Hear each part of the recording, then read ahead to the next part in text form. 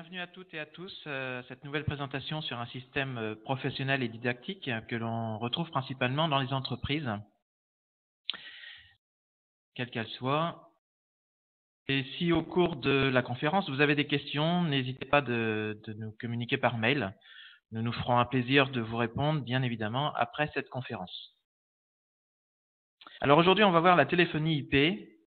Alors pourquoi la téléphonie IP? Eh bien, tout simplement parce qu'elle consiste à remplacer les lignes téléphoniques classiques que vous connaissez tous, par une liaison IP, Internet ou privé, vers un opérateur téléphonique IP. C'est une première approche dans le sens d'une réduction importante des coûts. Alors, dans un premier temps, certaines entreprises, faute de recul nécessaire, ont préféré réaliser une migration partielle de leur système téléphonique.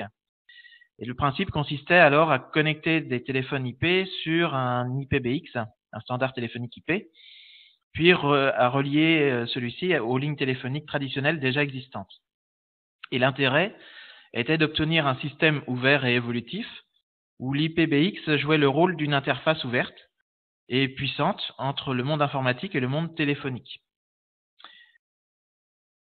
D'un point de vue financier, cette solution n'entraînait pas de réduction de coûts sur l'allocation des lignes téléphoniques, mais du côté des coûts de communication, une tentative d'optimisation était généralement effectuée par l'adoption d'un opérateur en présélection. Commencer cette conférence par quelques définitions de base, à savoir la communication. Donc, qu'est-ce que la communication? Eh bien, c'est l'action d'établir une relation avec autrui et de transmettre quelque chose à quelqu'un. Ensuite, la télécommunication. La télécommunication, il s'agit ici de la transmission d'informations par fil, soit radioélectricité, soit optique ou tout autre moyen. Et le mot télécommunication a été traduit à partir du préfixe télé, du grec télé, qui veut dire loin, et en latin communicar, qui veut dire partager. Donc, en fait, partager de loin, d'où vient le mot télécommunication. Alors, la puissance et la rapidité des technologies de communication ont très fortement influencé cette activité, de telle sorte qu'on se trouve dans un monde où les nouvelles se diffusent avec une extrême rapidité. Et pour donner un ordre de grandeur, les lignes téléphoniques actuelles sont 60 000 fois plus rapides que les signaux de fumée, et les câbles coaxiaux et les liaisons satellites, bien sûr, 500 000 fois plus rapides. Quant aux fibres optiques, elles sont 1000 milliards de fois plus rapides.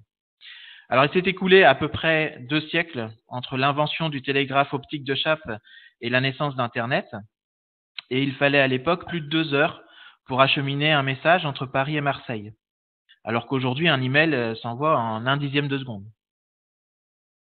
Avec l'ère industrielle, les hommes sont devenus plus mobiles, leur univers s'est élargi grâce aux innovations qu'ont connues les moyens de communication, et le nombre de gens avec qui on pouvait entrer en contact s'est accru également. Aujourd'hui, l'ère de l'information et les réseaux sont multipliés par 1000. À l'historique, nous allons retracer l'histoire, nous n'allons pas retracer l'histoire complète de la communication, qui demanderait des heures de conférence, mais nous allons faire un petit point historique sur l'avancée afin de voir que depuis les années 70, les progrès n'ont fait que s'accroître. Alors, on commence notre étude en 1792 avec Claude Chappe, qui invente le premier système de communication optique, le télégraphe optique, qu'il l'a appelé, et qu'on le peut encore aujourd'hui rencontrer dans certains pays.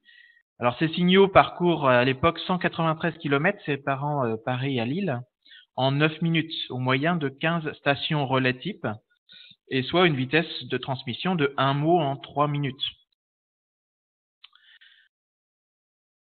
Pensée de l'électricité, Samuel Morse invente le premier télégraphe électrique en 1837 avec son célèbre alphabet codé. Et avec ce progrès, il atteint une vitesse de transmission de 1 mot en 2 secondes. En 1851, le premier câble télégraphique sous-marin, composé de 7 fils de cuivre à l'époque, traverse l'Atlantique, reliant les systèmes économiques et politiques du Royaume-Uni à ceux des États-Unis, au moyen que l'on connaît aujourd'hui, des fils de cuivre, tout simplement. Et au mois d'août 1858, le premier message a été envoyé avec succès, en prenant 17 heures et 40 minutes pour se transmettre, ce qui est énorme. Aujourd'hui, c'est énorme. À l'époque, c'est une révolution. On ne pouvait transmettre qu'une dizaine de mots par minute, à peu près pour 100 $. Alors 100 $ de l'époque, en 1858, ça représente à peu près 1100 € aujourd'hui. Vous imaginez le progrès. Une lettre type de 300 mots à peu près, qui mettait 10 jours de traversée pour rallier l'autre bord de l'océan, se fait en 30 minutes aujourd'hui par télégraphe. Donc personne ne le savait encore, mais ce raccourci sous-marin allait nous faire changer le monde que l'on pouvait se faire. Pour augmenter la vitesse, il suffisait d'augmenter les tensions d'alimentation, ce qui sera un véritable fiasco parce que les fils vont fondre. Et les ingénieurs attendront 6 ans avant de relier et réparer ces lignes. Donc on arrive en 1860 avec les travaux de Maxwell et Hertz sur leur étude de la propagation des ondes, qui va faire un très grand progrès sur l'électromagnétisme et la radioélectricité. C'est pourquoi en 1816, donc 16 ans plus tard, que l'ingénieur Bell invente le téléphone. Alors à l'époque, on ne voyait aucun intérêt. Il faut attendre que Marconi, depuis l'Angleterre jusqu'au Canada, donc qui sépare quand même de 3500 km à peu près, désire libérer le télégraphe des fils et des câbles et en faire un outil sans frontières. Donc il va inventer la première émission de radio, en 1901, pardon. Et c'est en 1915, avec le développement de la première ligne transcontinentale des États-Unis, que le téléphone fait réellement son entrée au public.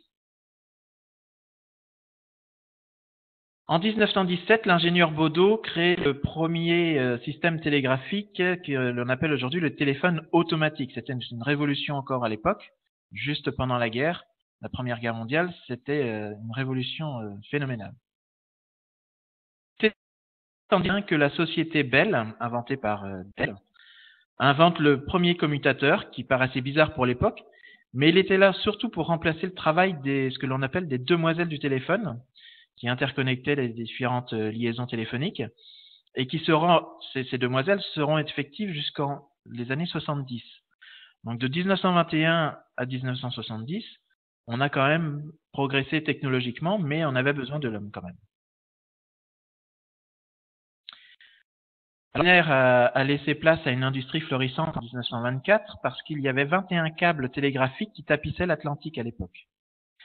Cette révolution informationnelle est née en même temps que le capitalisme industriel.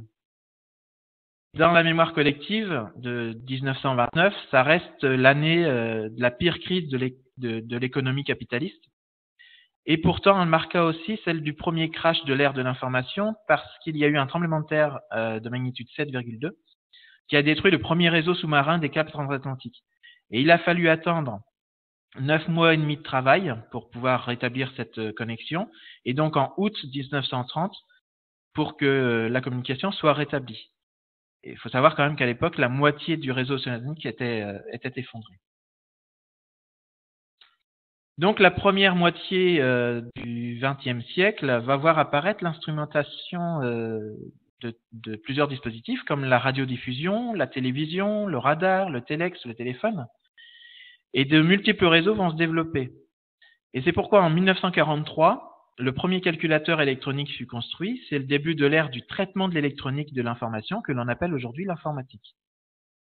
Les moyens de télécommunication vont être utilisés pour relier des équipements informatiques, mettant à jour un nouveau réseau que l'on appelle le réseau informatique. C'est pourquoi il est né en 1943. En 1946, il y a l'invention du premier ordinateur ENIAC. En 1947, l'invention du premier transistor. Grâce à cette découverte, on peut envisager de rassembler des centraux entre eux afin de construire un réseau national. C'était une hyper révolution. Et à partir de ce moment, tout va s'accélérer, tout va aller très vite. En 1948, la théorie de communication de Shannon, qui va nous aider à établir les communications par Internet. En 1958, le premier modem, inventé par la société Bell pour transmettre le signal numérique en analogique, c'est-à-dire en son. À cette époque, la technologie est prête pour interconnecter tous les ordinateurs. En 1961, la conception du routeur, c'est-à-dire un nœud capable de stocker un message en attendant que le lien sur lequel il doit être transmis se libère, a été conçue. En 1962, le premier réseau commercial. 1965, le premier satellite utilisé pour communiquer. Et à ce moment-là, la vitesse de communication passe de 60 à 133 mots à la minute, c'est-à-dire 50 à 100 bits par seconde. L'invention du multiplexage va permettre aux connexions d'utiliser des fréquences différentes. Et il faut attendre les années 80 qui marquent l'avènement des réseaux numériques, tant sur les réseaux locaux que sur les grandes distances. Le réseau ARPANET voit le jour en 1969 et en 1983, ce même réseau ARPANET bascule vers des protocoles TCP/IP, ce qui allait révolutionner le monde des télécommunications puisqu'il est utilisé dans ce qu'il allait devenir l'Internet. Et nous sommes en 1987 pour que le réseau NRIS prenne naissance. En 91, la naissance du 3W et 94, le premier navigateur Internet commercialisé. Aujourd'hui, le téléphone est un moyen de communication complexe avec des connexions Internet, des caméras et d'innombrables applications. Historiquement, le réseau principal utilisé par la plupart des opérateurs est le réseau RTC. RTC qui veut dire réseau téléphonique commuté. Il permet d'acheminer les communications téléphoniques de leurs clients sur un réseau fixe.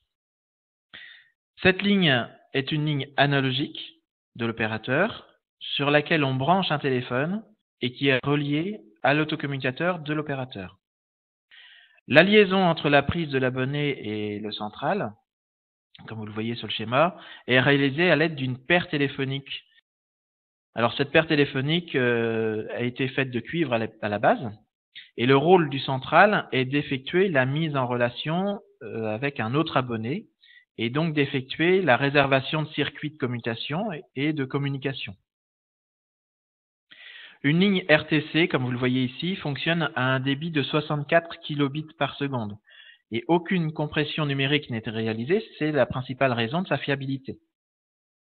Dans le cadre d'une entreprise, il faut évidemment envisager d'avoir plusieurs lignes RTC isolées, mais ça devient assez vite fastidieux à gérer car si le besoin en communication simultanée est plus important, forcément, ça demande plus d'inconvénients. Une façon de se connecter au RTC est d'utiliser une ligne dite numéris en France qui s'appuie sur le RNIS. Alors NRIS qui veut dire Réseau numérique à intégration de services, qui est très déployé en Europe dans les années 80-90, mais peu répandu dans le reste du monde à cette époque. Et une connexion RNIS donne accès à plusieurs canaux numériques, à savoir les canaux de type B, qui sont de 64 kilobits par seconde en Europe contre 56 en Amérique, et les canaux de type D, qui sont de 16 kilobits. Alors les canaux de type B servent au transport des données et peuvent être agglomérés pour augmenter la bande passante, alors que les canaux D servent, eux, à la signalisation des communications, mais peuvent également servir de raccordement de terminaux de paiement. Avec moins de 200 000 abonnés début des années 2000, contre près de 12 millions en 2006, donc il y a 10 ans, le haut débit a rapidement été adopté par les internautes français. Dès 2001, c'est la technologie ADSL qui séduit. Alors ADSL, ça signifie Asymmetric Digital Subscriber Line, et qui peut être traduit par ligne d'abonnés numérique ADSL asymétrique. Alors la traduction officielle de l'ADSL, en réalité, c'est raccordement numérique asymétrique. C'est souvent assimilé à Internet haut débit. L'ADSL fait partie des technologies, ce qu'on appelle XDSL, qui améliore les performances du réseau téléphonique classique constitué de fils de cuivre. Le principe de l'ADSL consiste à diviser la bande passante en 3 parties. La première partie sert au transport de la voix et aux communications téléphoniques. La deuxième partie est dédiée aux données envoyées du domicile vers le réseau, que l'on appelle donc le upload. Et la troisième partie, c'est ce qu'on appelle le download, c'est-à-dire elle est réservée aux données descendantes qui correspondent au téléchargement. Grâce à cette technologie ADSL, le phénomène sociétal aujourd'hui, à savoir le VPN, est possible. En effet, le VPN, signifiant Virtual Private Network, c'est-à-dire le réseau privé virtuel, fournit un accès au réseau de votre entreprise et ce de manière transparente en toute sécurité, en utilisant une action, bien sûr, Internet rapide et cryptée. On va le retrouver des fois dans le télétravail, par exemple. Aujourd'hui, une TPE, telle qu'une pharmacie, un cabinet de notaire, un cabinet de médecin, etc., dispose d'un petit autocom local, avec un ou deux abonnements, c'est-à-dire 2 ou 4 lignes simultanées, et puis d'un fax de temps en temps, avec une ligne analogique séparée d'un accès ADSL. Alors attention, toutefois, il ne faut pas négliger l'aspect de sécurisation des lignes télécom, car une TPE dispose plus souvent d'une seule ligne ADSL, dite grand public, sans notion de garantie de temps de rétablissement compte tenu du prix bon marché d'un accès ADSL en France et surtout sans notion de qualité de service. Alors toutefois, la TPE sous-traite la fourniture d'une offre dite dual play, c'est-à-dire les données et les voix. Donc la solution justement données-voix est centralisée et sécurisée chez l'opérateur même, par l'intermédiaire de serveurs applicatifs et de serveurs clusterisés, ainsi que des clients Internet, des liens Internet redondés. Le nombre de communications SIP est limité, car leur utilisation est fonction de la bande passante de la ligne ADSL. Par exemple, pour un lien à 1 mégabit par seconde, eh bien, il faut se limiter à 2 communications simultanées.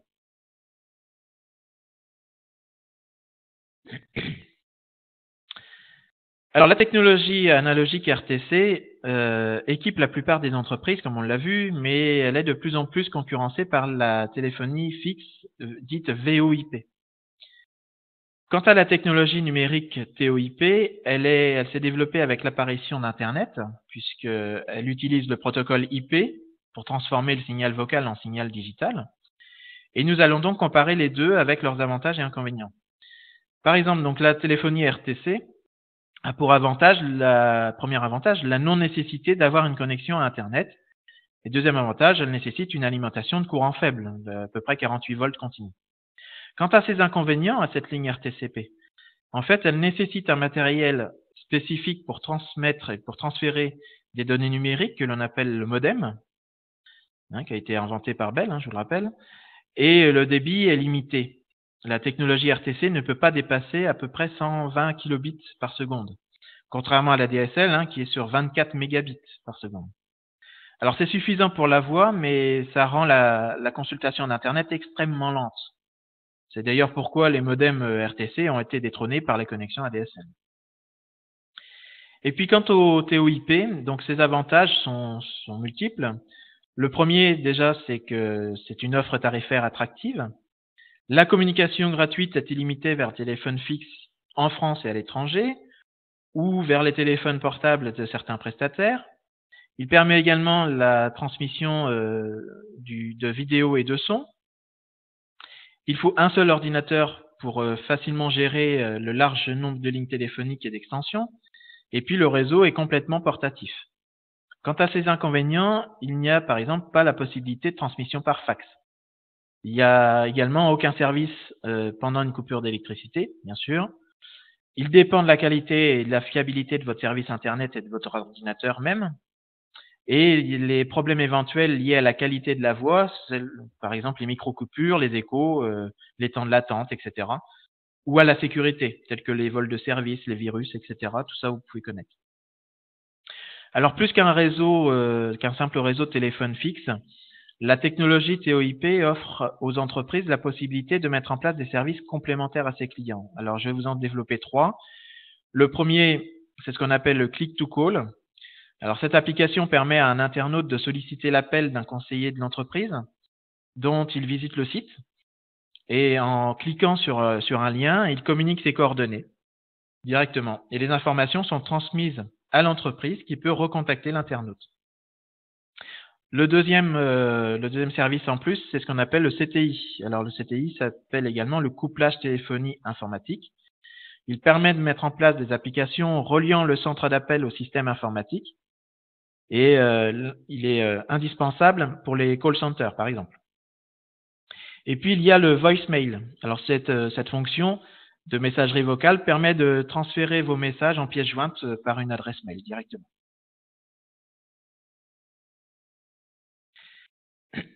Alors, l'évolution de la domotique dans la sphère privée vers le milieu professionnel s'est faite naturellement avec le temps et les entreprises y sont de plus en plus sensibles pour des besoins bien particuliers. Les responsables d'entreprise veulent vérifier, grâce à la domotique, ce qui leur a été présenté lors d'acquisition des locaux ou des bureaux tels que les dépenses en eau, en électricité, en chauffage, etc. Alors généralement, tout ça, les entreprises ont besoin de communication, de notification d'alerte, de contrôle et de surveillance.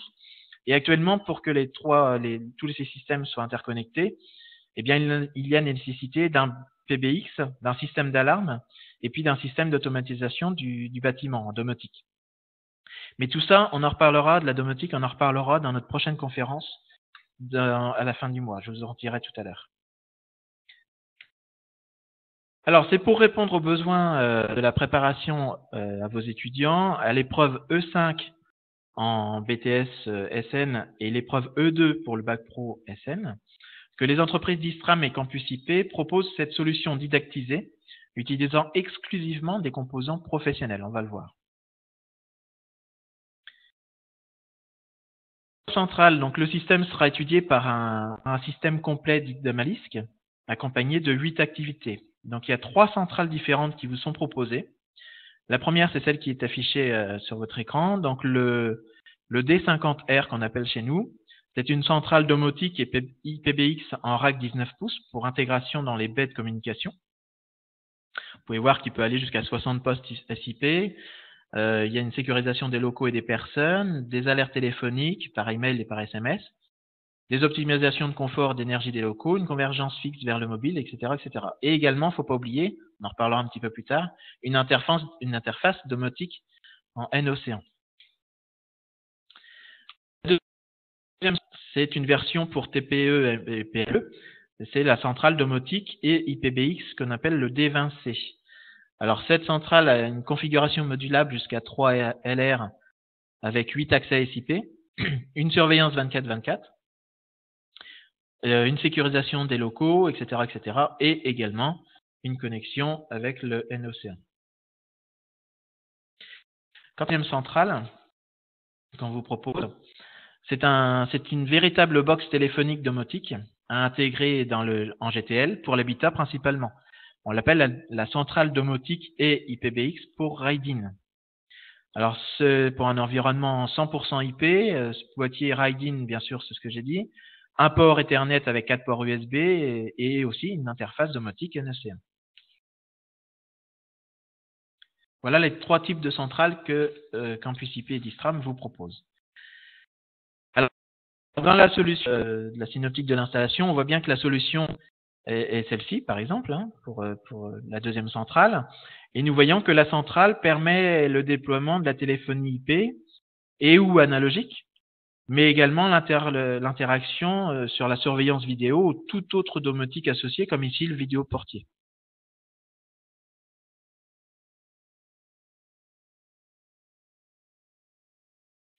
Alors, accompagné de ces centrales, il existe une série d'activités développées, tant pour les niveaux BTS que Bac Pro. Et les activités BTS sont publiées sur le site Eduscol, que vous pourrez retrouver en lien. Pour le Bac Pro, 8 activités de 3 heures chacune qui vous sont proposées avec le système. Alors, le premier, le voici, c'est le contrôle et installation VDI. À chaque fois, vous allez avoir un support accompagnant ces TP qui vous seront donnés avec le système. Donc, le contrôle et l'installation VDI est le premier TP. Le deuxième, le Wi-Fi caméra IP. Le troisième, les caméras IP et la redirection des ports.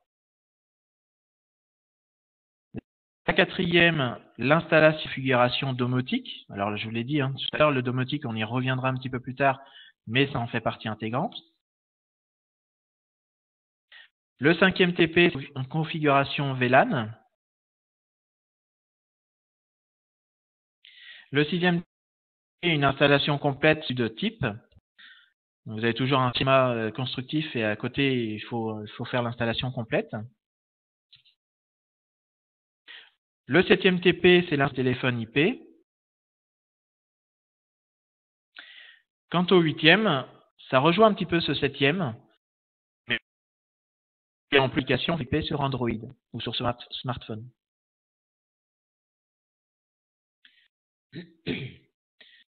Alors, en plus des 8 activités présentées à l'instant, le système est accompagné d'une quinzaine de fiches métiers qui propose des cas d'études d'installation type, tels que les assurances, les agences de voyage, les agences immobilières, publicitaires, les cabinets médicaux, les garages, etc.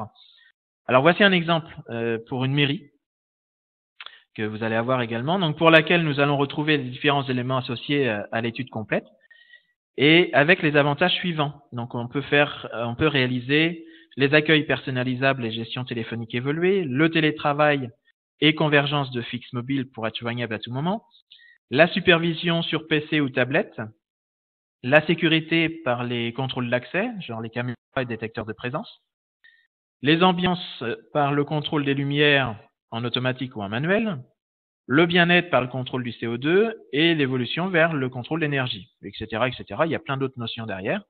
Mais en tout état de cause, l'installation comporte plusieurs choses que vous pouvez voir ici. Donc un poste T48G avec 2 postes TEC, 8 postes T28, etc., etc. Donc c'est une étude complète, là liée à un type mairie. Le type, par exemple, l'agence d'assurance. Donc un autre exemple parmi ces 7 autres activités proposées, c'est l'agence d'assurance avec les avantages suivants, l'accueil personnalisable et la gestion téléphonique évoluée, la supervision sur PC ou tablette, l'ambiance également des lumières, le bien-être par le contrôle du CO2 et une évolution vers le contrôle d'énergie, les contrôles d'accès. Voilà, tous ces TP vous seront distribués avec les centrales données. Donc les sociétés Distram et Campusier ont réalisé des configurations matérielles qui, accompagnées de toutes ces activités et ressources pédagogiques, vous sont proposées et fondent cet ensemble un outil pédagogique répondant parfaitement aux besoins des formations en système numérique du Bac Pro et du BTS. Voilà, j'espère que j'ai été clair et voilà, parfaitement adapté à vos attentes. Donc, je vous remercie de votre attention. Nous nous retrouverons la semaine prochaine avec pour voir ou revoir l'imprimante instrumentée qui s'appelle l'IMP 500 chez nous. Et le 27 avril, je vous propose pour faire la suite de cette conférence liée principalement à la domotique. Merci de votre attention. Je reste à votre écoute si besoin est. N'hésitez pas à nous solliciter par mail. Je vous ai dit, on pourra vous répondre sans aucun problème, bien au contraire. Je vous souhaite une très bonne journée et je vous dis à très bientôt.